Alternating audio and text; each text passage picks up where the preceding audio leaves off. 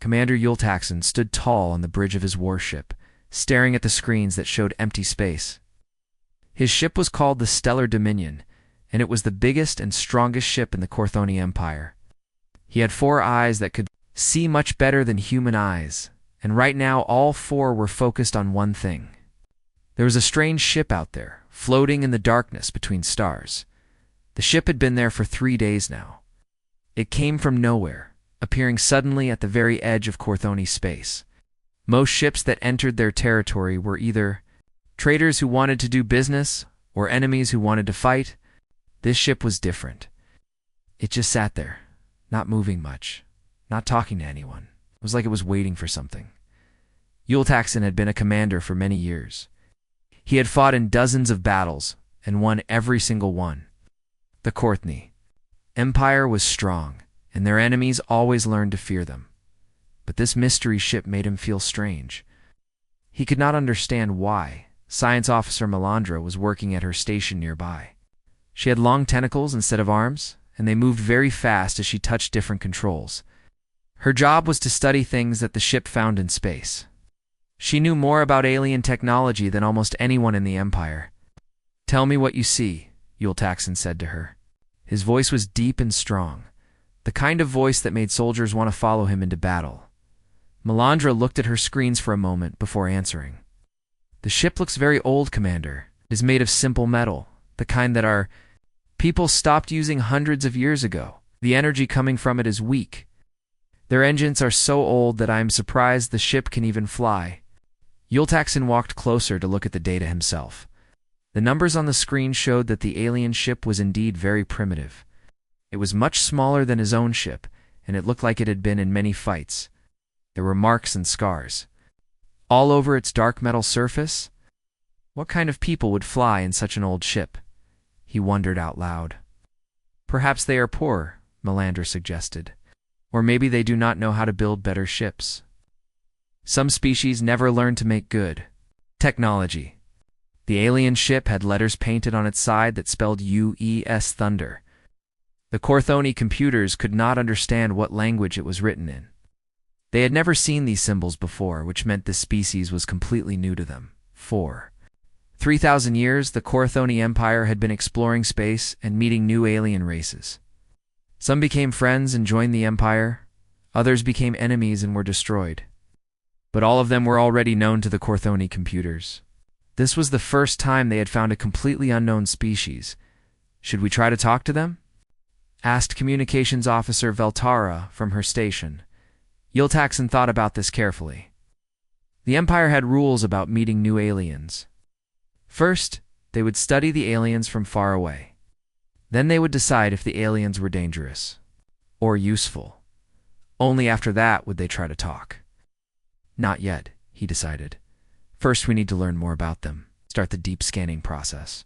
Deep scanning was a way to learn everything about an alien ship without getting too close. Special machines would send invisible beams of energy toward the target. These beams could see through metal walls and tell them what kinds of weapons and technology the aliens had. Melandra began working with her tentacles moving even faster than before. "Beginning deep scan now, Commander. This will take some time to complete."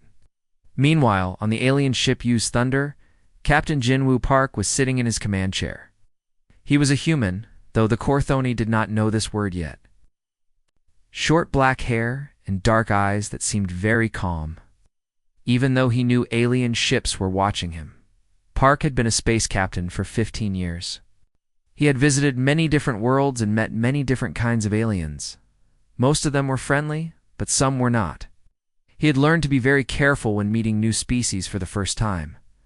Lieutenant Haijin Kim was working at the sensor station nearby. She was younger than the captain, with long black hair tied back in a neat style.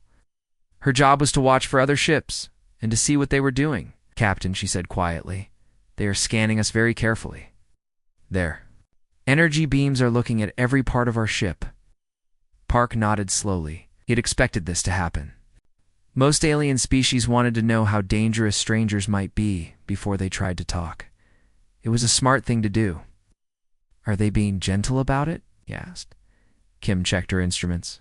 "Yes, sir. They're not trying to damage anything. They just want to see what we have." Park smiled a little bit. Then let them look. They will see what they need to see.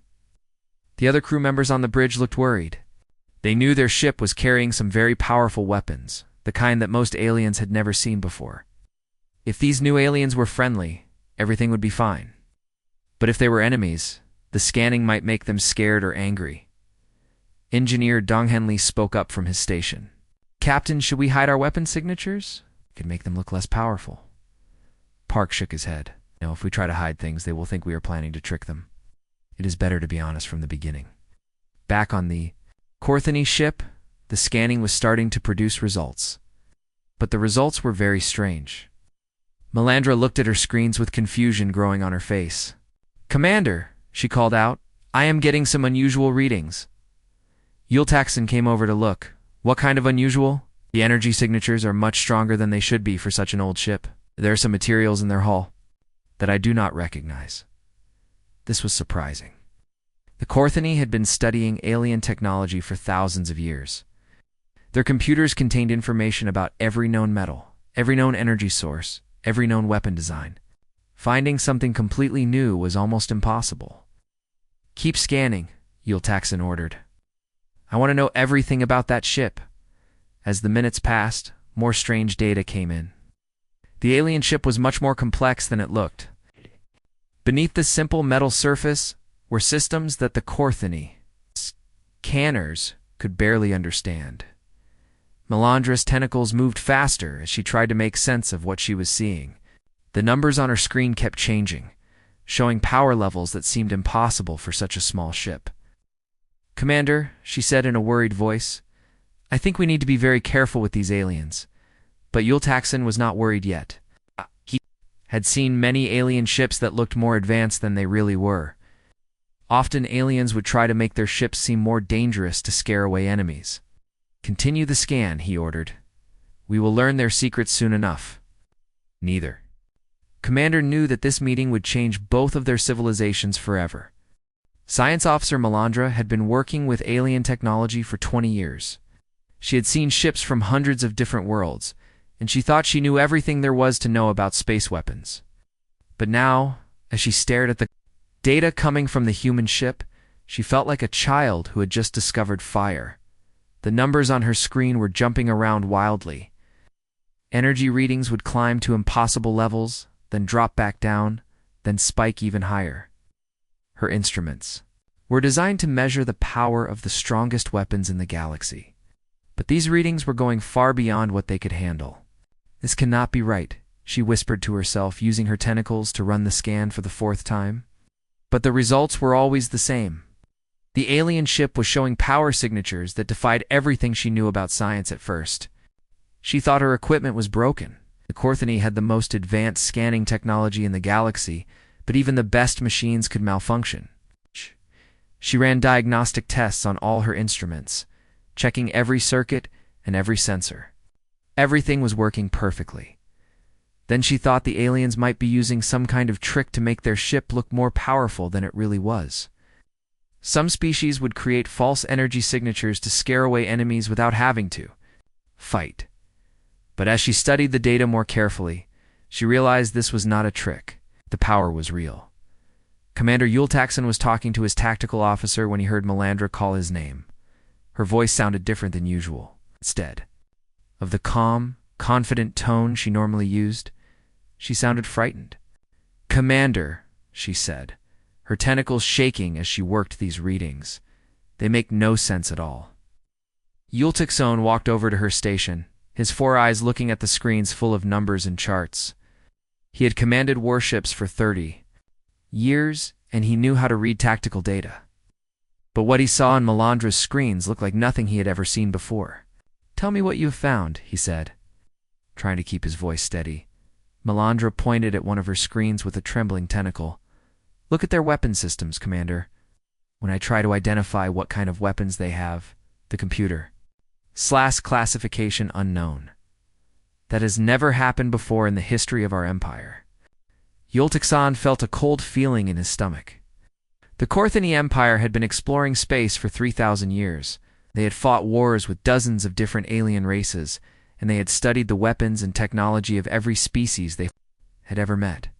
Their military database contained information about every known weapon design. From simple laser cannons to planet-destroying superweapons, if the computer said classification unknown, it meant the aliens were using weapons that had never been seen before in the entire galaxy. Perhaps they are using very old technology that we have forgotten about, Yultaxon suggested, though he did not really believe this himself. No, sir, Melandra replied, her voice getting higher with fear. Look at these power readings. This one ship is generating more energy than our entire battle fleet combined. If these weapons are old, then our newest technology is like toys compared to them. The bridge of the Stellar Dominion became very quiet. All the other officers had stopped their work to listen to this conversation. They had all heard stories about ancient alien civilizations that had weapons of incredible power, but those were just legends. No one had ever actually found evidence that such weapons existed. Yultaxon looked at the data again, hoping he had misunderstood something. But the numbers were very clear. The alien ship was small, probably carrying no more than 50 crew members, but it had enough firepower to destroy every ship in the Korthan fleet. Run the scan again, he ordered. So maybe there was an error in the first scan. Melandra's tentacles moved quickly over her controls. I've already run it 7 times. Commander, I get the same results every time. She looked up at him with wide, frightened eyes. According to these readings, this primitive ship could destroy our entire home system. The other officers gasped when they heard this. Their home system contained 12 planets where billions of Korthani people lived. The idea that one small alien ship could destroy all of them was terrifying. On the human ship, U.S. Thunder. Engineer Donghaen Lee was sitting at his station, watching the alien scanning beams as they swept over his ship. He had been working on Earth spaceships for 8 years, and he knew exactly what the aliens were looking at. The Thunder was not even a particularly powerful ship by human standards. It was a reconnaissance vessel, designed for exploring new star systems and making contact with alien civilizations. It was fast and well-armed, but it was not meant for major battles. Captain, he said to Jinwoo Park, the aliens seem to be having trouble understanding our scan results. They keep running the same scans over and over again. Park was not surprised by this news. He had seen this happen before when humans met new alien species. Most aliens had stopped improving their weapons technology hundreds or thousands of years ago. They had reached a level that seemed good enough, and they had stopped trying to make better weapons. Humans were different. They had never stopped trying to make better weapons. Even when they were at peace, human scientists and engineers continued to develop new ways to fight. It was just part of human nature. What exactly are they looking at? Park asked. Lee checked his instruments. They seem very interested in our main weapons. The Mark 7 plasma cannons are giving them trouble. Park almost smiled. The Mark 7 plasma cannons were good weapons, but they were not the most advanced weapons that humanity had developed. They were reliable and effective, which was why they were used on reconnaissance ships. But human battleships carried much more powerful weapons. The 19th generation targeting systems are probably confusing them too, Lee added. Park nodded. Human targeting systems were incredibly advanced, able to track and hit targets across vast distances with perfect accuracy. Most alien species used much simpler systems that were not nearly as effective. They are looking at technology that is decades ahead of anything they have ever seen, Park said. It would be like showing a nuclear reactor to people who had just discovered fire. Communications officer Saul Young Choi looked up from her station. Captain, should we try to contact them? They seem to be getting more nervous as they learn more about our ship. Park thought about this carefully. The aliens were clearly becoming frightened as they realized how powerful the Thunder was. This could be good or bad, sometimes frightened. Aliens would try to run away, which was fine. But sometimes they would try to attack first, before the humans could attack them. Not yet, he decided. Let them finish their scans. When they are ready to talk, they will contact us. Back on the Korthani ship, Melandra was still trying to understand what she was seeing. The alien weapons seemed to use principles of physics that she had never studied. The energy patterns were unlike anything in the Korthani database. Commander, she said quietly, I think we may have found something we are not prepared to deal with. Yultaxen knew she was right, but he was not ready to admit it yet. While the Corthoni were still trying to understand the impossible weapon readings, their computers had been quietly working on another task. They had intercepted data transmissions from the human ship and were slowly decoding the information. What they found was much worse than powerful weapons. Science Officer Melandra was the first to see the decoded files. At first, she thought there had been some kind of mistake. The data showed what appeared to be historical records from the human civilization, but the content was so violent that she could barely believe it was real. "Commander," she called out, her tentacles trembling as she brought up the first files. "I have decoded some of their cultural database, but I think there might be an error in the translation." Yultaxen walked over to her station, still worried about the weapon readings they had discovered earlier. What kind of error? The records seemed to show that these humans have been fighting wars constantly for their entire history. But that cannot be right. No species could survive that much violence. Melandra brought up a file labeled 100 Years War on her screen. The data showed a conflict that had lasted for over a century, with millions of deaths and entire regions destroyed. But as she scrolled through more files, she realized this was just one small war among thousands. "Look at this," she whispered, opening more files. "World War I, World War II, the Martian Rebellion, the asteroid mining wars. There are hundreds of major conflicts listed here, and thousands of smaller ones." Axon Stared at the data in disbelief. The Corthony Empire had fought perhaps a dozen major wars in their entire 3,000-year history. Most civilized species learned to solve their problems without violence after they developed space travel. But these humans seem to have done the opposite. Perhaps these are fictional stories, he suggested. Many species create entertainment about imaginary wars, but Melandra was already checking the files more carefully. "No, sir, these are definitely historical records. They include dates, locations, casualty numbers, and detailed descriptions of weapons and tactics. This is real history." As she continued reading, the picture became even more disturbing. The humans had not just fought wars randomly. They had studied war like a science, constantly developing new ways to kill each other more efficiently. Each conflict had led to advances in weapon technology that made the next war even more deadly. "Their weapons development follows a clear pattern," Melandra explained, her voice getting quieter as she spoke. "They started with simple tools like clubs and spears. Then they invented gunpowder, which led to cannons and rifles. Then they discovered nuclear energy and used it to build bombs that could destroy entire cities." Yultaxen felt sick as he listened to this. The Corthoni had discovered nuclear energy thousands of years ago, but they had only used it for peaceful purposes, like powering their ships and cities. The idea of using it as a weapon was horrifying. That was just the beginning, Melandra continued. After nuclear weapons, they developed plasma technology, which led to quantum destructors, which led to ... She stopped talking and stared at her screen with wide eyes. "What else?" Yultaxen demanded. "The classification levels hurt to read, Commander. They have weapon types that our database cannot even categorize. Technologies that work on principles we do not understand." As Melandra continued reading through the human historical records, she began to understand something that made her even more frightened. Most species developed weapons until they reached a level that seemed sufficient for their needs, then stopped improving them. Humans had never stopped. They treat warfare as both a science and an art, she reported. Have military academies where they study the battles of the past and develop new strategies. They have research facilities dedicated entirely to creating new weapons. War is not just something they do when necessary. It is something they prepare for constantly. The data showed that even during times of peace, humans continued to develop better weapons and train their soldiers.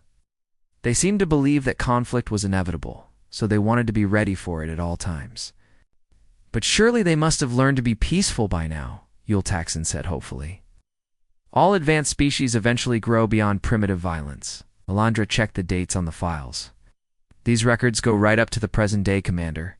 They fought a major war in the asteroid belt just 5 years ago. And look at this ship we are scanning. According to their records, It was built 40 years ago. Yultaxen looked at the weapon readings again. If this ship was 40 years old, it meant the humans had been building weapons this powerful for decades. And if they had continued to improve their technology since then, their newest weapons must be even more devastating.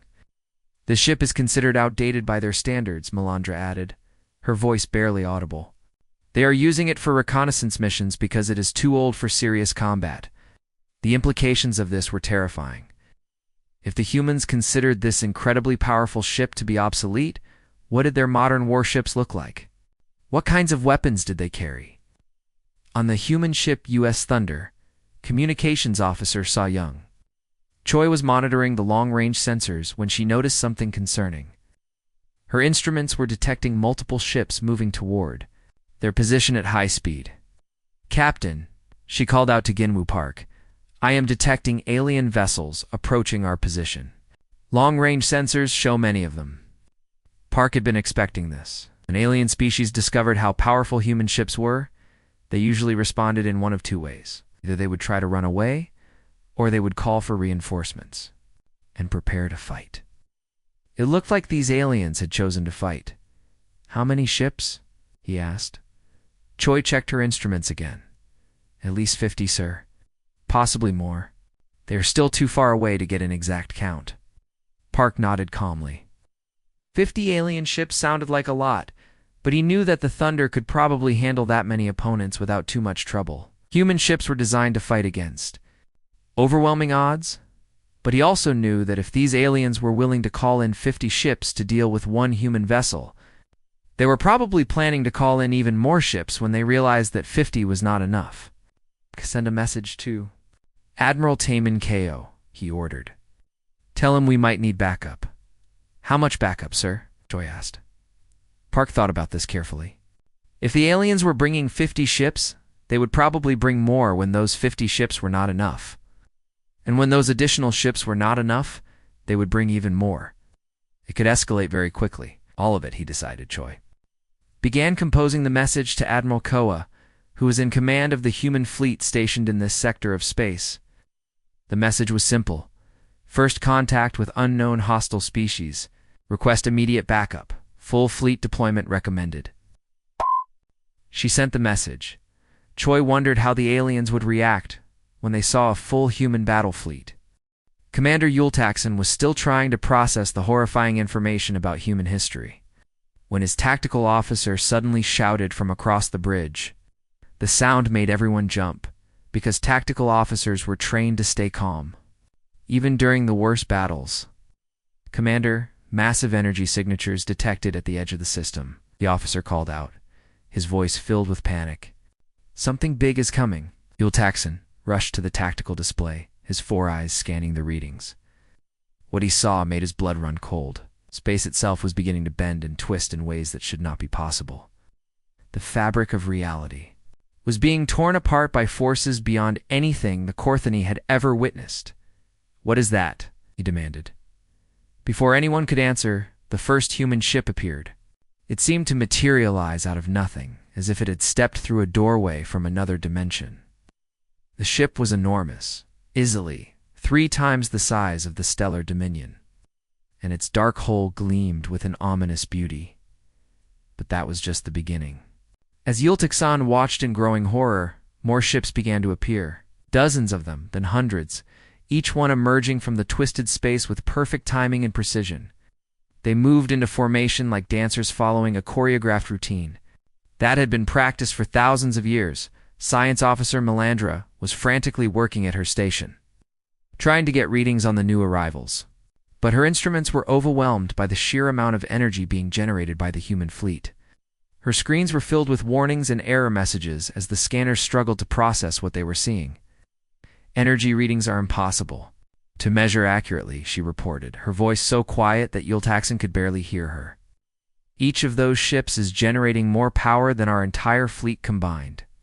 Some of them are showing energy signatures that are 10 times stronger than anything we have ever seen." The human ships were not just powerful, they were also beautiful in a terrifying way. Each vessel was designed with smooth, flowing lines that suggested both grace and deadly purpose.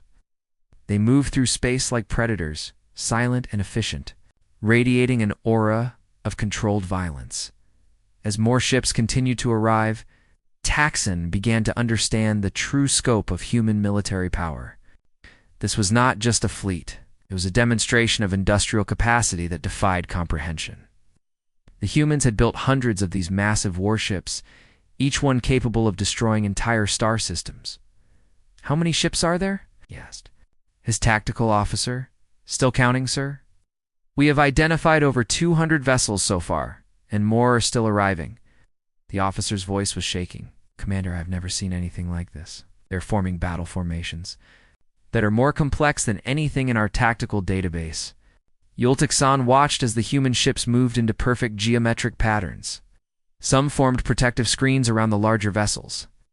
Others spread out in attack formations that would allow them to strike at targets from multiple directions simultaneously. The precision was incredible, as if every captain knew exactly where they were supposed to be without needing to communicate with each other. They had been doing this for a very long time, he realized. These formations are not something they learned recently. It is the result of thousands of years of military development. Communications Officer Veltara was monitoring the radio frequencies, trying to intercept any messages between the human ships. But she was finding almost nothing. "Are using very secure communication systems," she reported. "I can detect that they are talking to each other, but I cannot understand what they are saying. Their encryption is far beyond anything we can break." The fact that the humans could coordinate such a massive fleet movement with almost no detectable communication was another sign of their advanced technology. The Corthany fleet required constant radio chatter to maintain even simple formations. The humans seemed to operate with the efficiency of a single organism. As the last of the human ships took their positions, Yultixan found himself surrounded by the most powerful military force he had ever seen. The human fleet had formed a perfect sphere around the Corthany ships, with every weapon pointed inward. If the humans decided to attack, the battle would be over in seconds. "Incoming transmission," Veltara announced suddenly. The main screen activated, and Yultaxon found himself looking at a human female. She was wearing a crisp military uniform covered with medals and insignia that spoke of many battles and victories. Her face was calm and professional, but her eyes held a hardness that made Yultaxon's skin crawl. "This is Admiral Young-ji Han of the United Earth Fleet," she said, her voice carrying the kind of authority that came from commanding vast amounts of destructive power. "You have been scanning our vessel without permission and have assembled what appears to be a hostile force. Explain your intentions immediately, or we will assume aggressive intent." Yultaxon stared at the human admiral, then at the massive fleet that surrounded him. In 30 years of military service, he had never felt so completely outmatched. Corthany Empire had always been the strongest force in their region of space. But these humans made them look like children playing with toys. He knew that he had to choose his words very carefully. One wrong statement could trigger a battle that would result in the complete destruction of his fleet. And based on what he had learned about human history, he was not sure that the humans would hesitate to use their overwhelming firepower. "Admiral Han," he began, trying to keep his voice steady and respectful, "we meant no hostility. We were merely conducting standard first contact protocols when we encountered your vessel."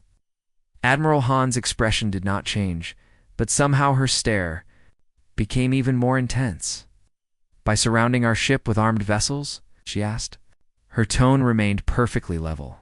But that somehow made it more threatening than if she had been shouting. Yultaxon realized that the humans had interpreted the arrival of the Corthany fleet as a hostile act.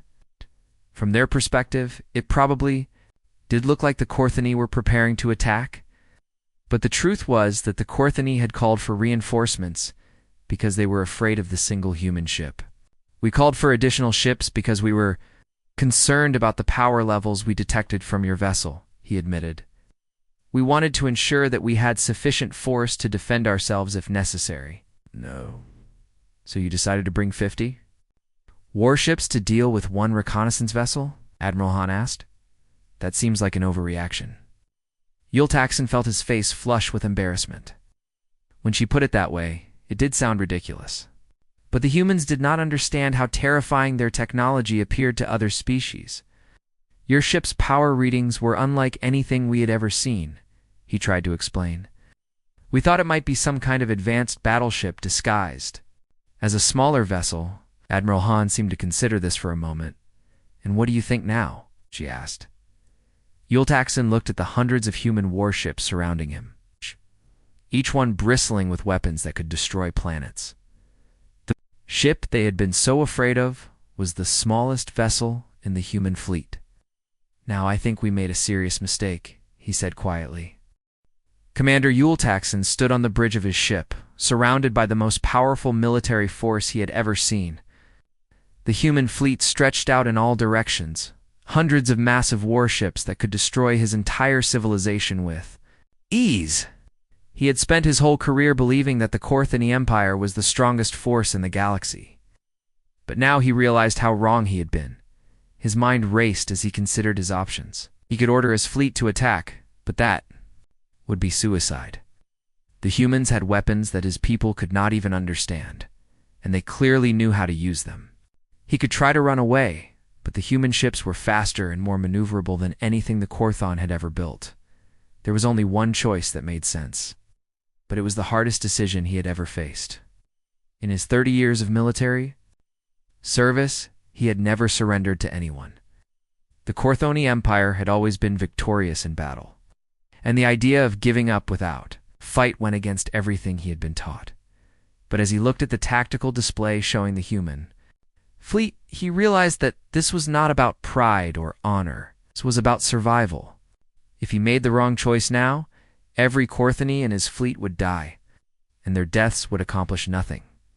He turned to Communications Officer Velterra, who was waiting for orders. Her face showed the same fear and confusion that he felt, but she was ready to do whatever he commanded. "Open a channel to the entire fleet," he said, his voice heavy with the weight of what he was about to do. "All vessels are to power down weapons immediately and assume non-threatening positions." Veltara stared at him in shock. "Sir?" she asked, not sure she had heard correctly. "Do it now," Ultixal repeated, his voice stronger this time. Veltara hesitated for a moment, then began transmitting the order to all ships in the Korthoni fleet. One by one, the warships began powering down their weapons and moving into defensive positions that showed they were no longer planning to fight. Some of the Korthoni captains sent messages asking if the order was correct. They could not believe that their commander was surrendering without firing a single shot. But Yultaxen confirmed the order, and eventually all 50 ships complied, as the last Korthoni vessel powered down its weapons. Yultaxen faced the screen where Admiral Han was waiting. Her expression had not changed, but he could see that she was watching carefully to see what he would do next. "Admiral Han," he said, choosing his words with great care, "I formally request to discuss terms of peaceful coexistence. The Korthani Empire recognizes that we have gravely underestimated your capabilities." It was the most difficult sentence he had ever spoken. He was not just admitting defeat, he was acknowledging that his entire civilization had been wrong about their place in the galaxy. The Korthoni had always believed they were the masters of their region of space, but the humans had shown them that they were nothing more than children playing with toys. On the bridge of the UES Thunder, Captain Jinwoo Park watched as the alien fleet surrendered. He had seen this happen before when humans encountered new species, but it was always impressive to see how quickly intelligent aliens could recognize the futility of fighting against human military power. Lieutenant Hygiene. Kim leaned over and whispered, "That was surprisingly smart of them." Park nodded in agreement. Many alien species would have tried to fight anyway, driven by pride or desperation.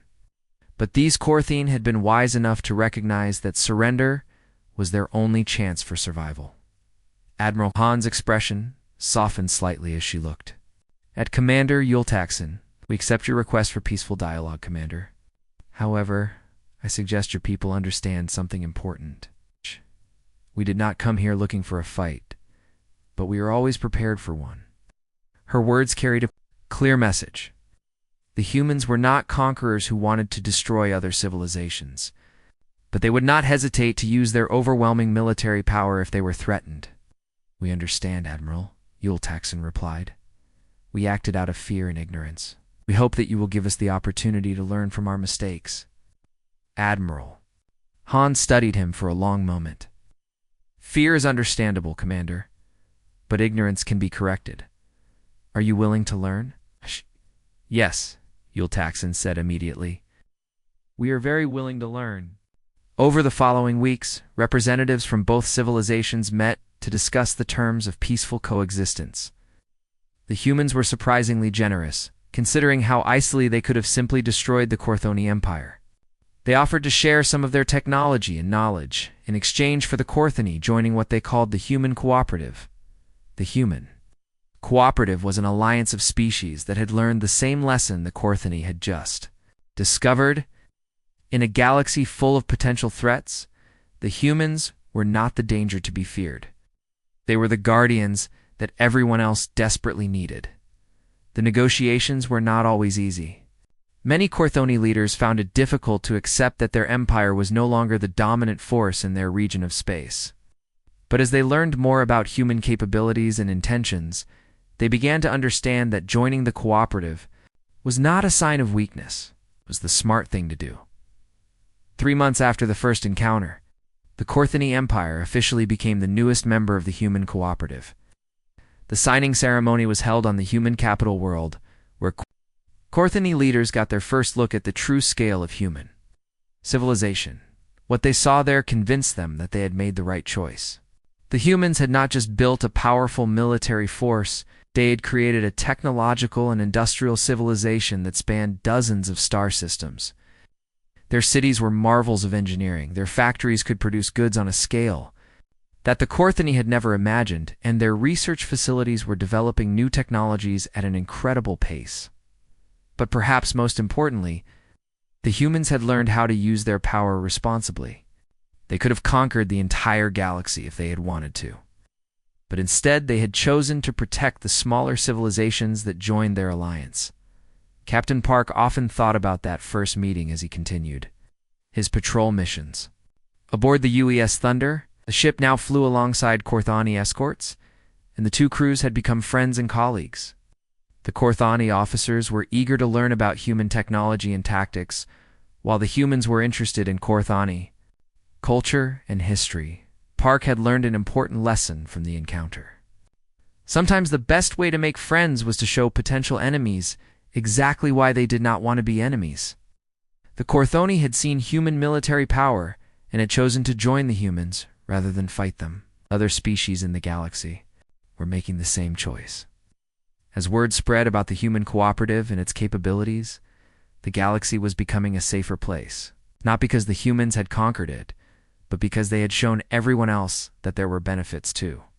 Working together, the strong could protect the weak, and the weak could contribute their own unique skills and knowledge to the alliance. As Park watched the stars pass by through his ship's windows, he felt proud of what humanity had accomplished. They had not just survived their violent history. They had learned from it and used that knowledge to create something better.